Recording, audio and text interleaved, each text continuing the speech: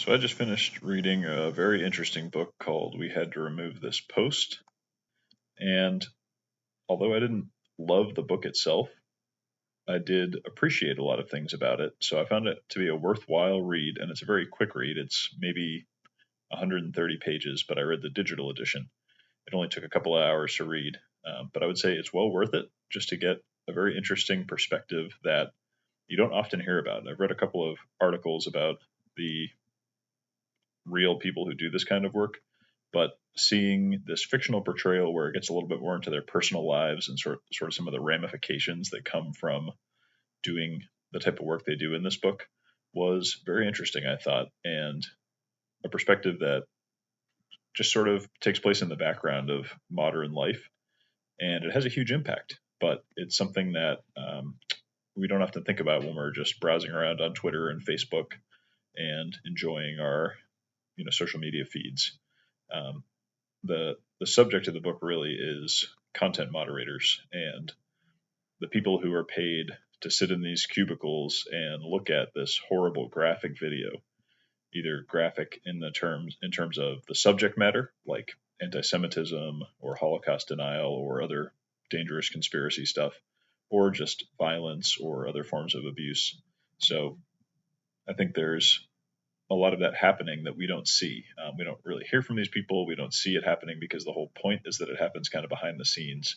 And a lot of it is sort of flagged by algorithms and maybe removed automatically in some cases. But when there's a dispute on that, people have to review it and decide whether it actually does violate whatever the guidelines are for the particular social media platform.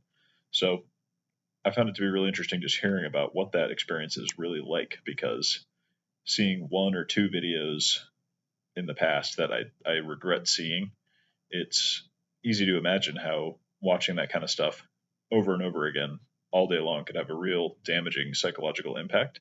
So I did find it to be disturbing and also very realistic to see how the narrator sort of erodes, and all the people around her who do this work kind of erode in terms of their moral and psychological understanding of things as time goes on.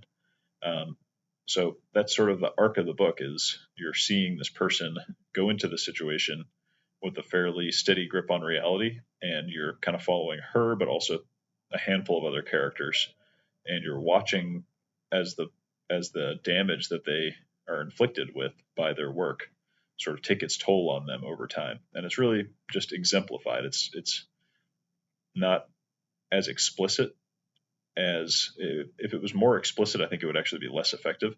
It just sort of shows this progression happening, and it really does feel realistic that's how people would react to this. It didn't feel over the top or exaggerated.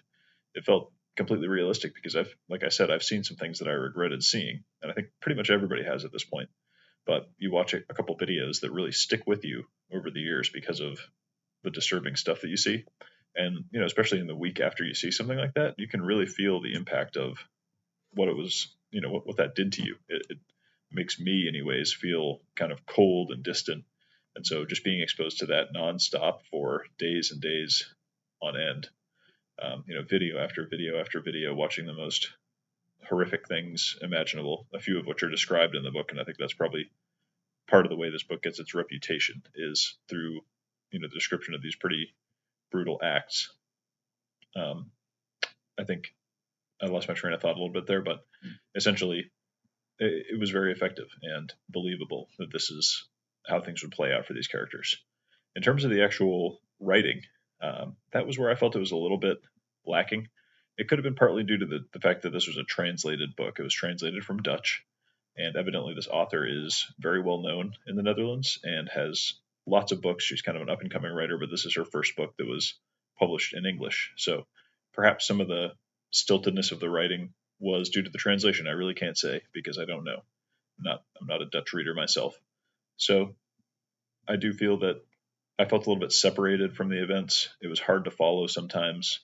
Some of that could be intentional, and it could be, a way of sort of portraying the distance that the characters started to feel from reality. But because it kind of had that tone all the way through, it didn't really work for me. It just felt a little hard to follow, and the characters weren't super rich or deep or engaging. And there's sort of a transition partway through where it turns from being mostly about the narrator and the impact on her and her life to being sort of about her relationship with one particular character. And I found that stuff to be a little less interesting. It wasn't padding, but it almost had the same feeling as material that was sort of added to make this a novella length instead of a short story. So I just didn't really fully appreciate the what she was going for there, and I think part of that came down to the writing style. I do think it leaves you with a lot to think about, and the ending, everything leading up to the last chapter is pretty effective.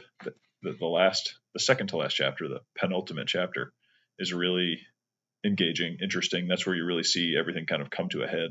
There's a climax there, and that gut punch towards the very end of the second to last chapter was pretty hard hitting. But then it follows up with this sort of confusing chapter, which I think actually does provide a nice conclusion now that I've had a few hours to think about it after finishing the book. But initially, when you read it, I didn't even remember some of what had happened earlier in the book that she refers to in the very last chapter. So that felt a little bit out of nowhere. But I do think it does do a good job of sort of sealing a lot of the themes in place that she had been going for, or sealing the arc of this main character. So I would say overall, for me, this was a 2.75 out of 5. That's how I rated it on Storygraph. And I feel like that fits pretty well because I think it is a thoughtful book. It's a book that covers a topic that's worth thinking about, this sort of exchange of money for psychological damage that takes place for these content moderators. So I think it's topical, timely, and interesting, but I don't think the writing or perhaps the translation, as I said, was really on point. And for that reason, I think it's not as good as it could have been if those elements had been a little more hammered in. So that's my rating, 2.75. I do recommend the book, and I think it's worth reading. Just have some caveats in mind, and maybe don't go in expecting, a perfect book that's going to blow the doors off of your reading experience. So thanks a lot for tuning in.